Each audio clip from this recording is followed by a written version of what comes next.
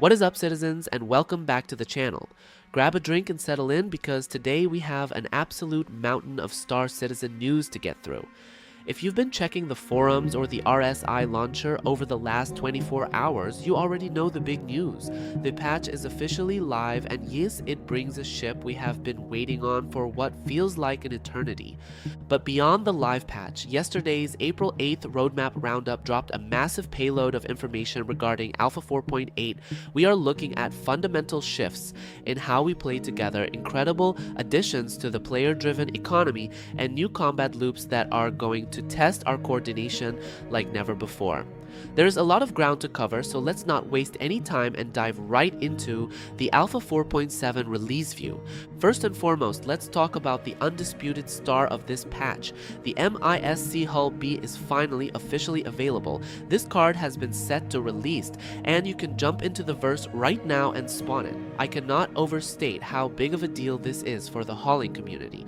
For years, we've had the Hull A as the entry-level cargo mover, and we've seen the massive, staggering scale of the Hull C, but the Hull B is the sweet spot. This is the workhorse. This is the ship built for serious haulers who are ready to transition from scraping by on small-time courier gigs to taking their logistics business to the next level and beyond. It is the perfect solo to small crew cargo vessel, and if you caught the latest Behind the Ships episode, you know exactly why the hype is real. CIG showed off the newly updated command module, and the interior looks beautifully finalized.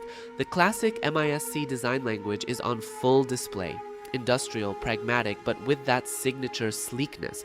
Whether you are running agricultural supplies across Stanton or preparing to push into newer, more dangerous systems, the Hull B is going to be a phenomenal earner. The fact that we can finally fold out those spindles and load this thing up with cargo in the live game is a monumental milestone.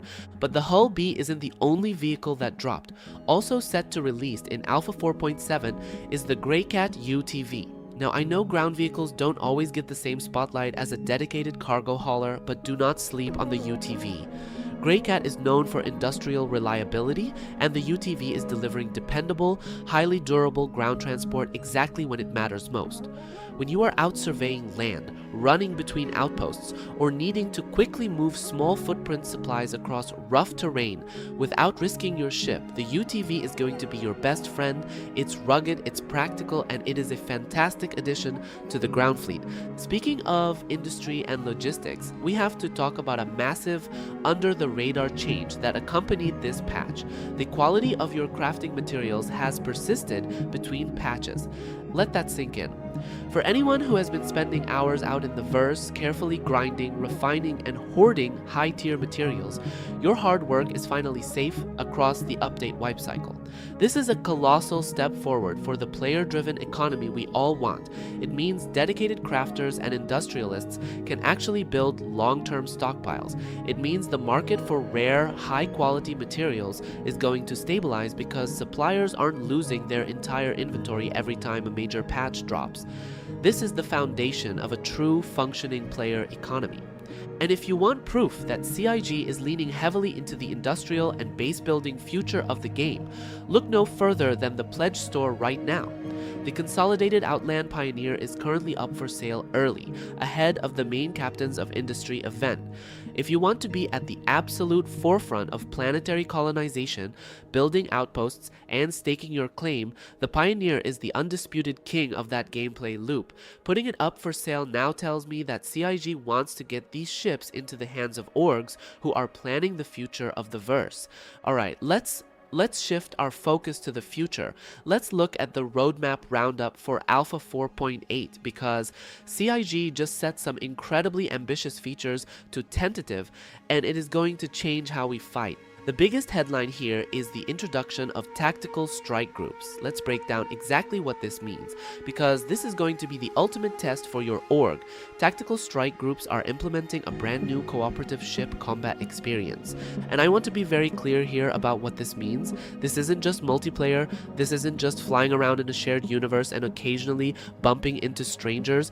This is pure dedicated co-op. This is about grabbing your specific group of friends, getting in Discord, forming a tight-knit squad, and working together to overcome a series of complex objectives and challenges.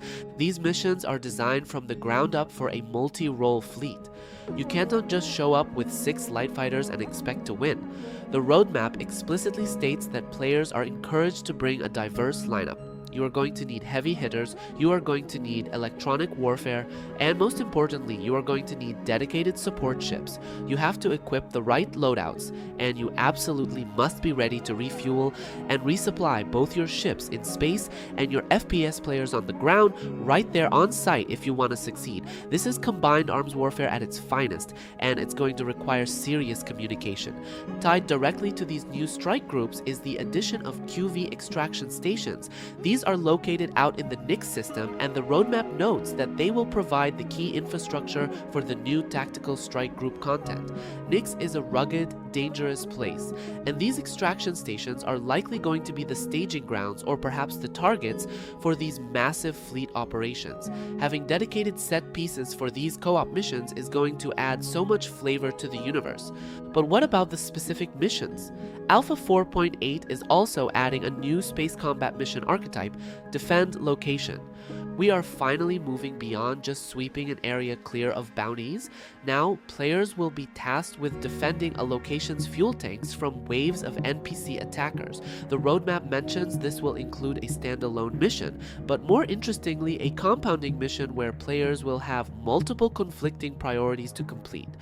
Imagine trying to hold off a wave of bombers targeting the fuel reserves, while simultaneously needing to push out and disable an enemy jammer, all while your friend on the ground is screaming for air support. That kind of chaotic, multi-layered, objective gameplay is exactly what Star Citizen combat needs. And for the ground pounders out there handling the FPS side of things, Alpha 4.8 is bringing a terrifying new toy. The KSAR plasma grenade has had its card updated. This is a Castac Arms creation, and it is a dedicated area denial weapon. You prime it, you throw it, and it locks down an entire area, preventing enemies from pushing through your defensive line. If you are holding a choke point in an underground bunker, or defending the ramp of your ship from boarders, dropping a plasma grenade to seal off a corridor is going to be a game changer for FPS tactics. Finally, just to round things out on a more personal note, Alpha 4.8.0 is bringing some much needed love to the character creator. They are implementing 7 new hairstyles and 1 completely new beard, along with quality updates to existing ones to bring them up to current graphical standards. It's a small detail, but for a game as immersive as this, having your character look exactly how you want them to is incredibly important. So, there you have it. That is the full breakdown of everything that hit yesterday. The MISC Hull B is finally in our hands, ready to revolutionize mid-tier hauling. Crafting materials are persisting, setting the stage for a real economy, and Alpha 4.8 is shaping up to be the ultimate update for tight-knit groups of friends looking to take on complex, multi-role fleet operations. I want to hear from you guys down in the comments. Have you spawned your Hull B yet? How does it feel to fly? And what is your org planning to bring to the table for the new tactical strike groups? Let me know. If you enjoyed the video, be sure to hit that like button and subscribe for more deep dives into everything Star Citizen. Thanks for watching, and I will see you out in the verse.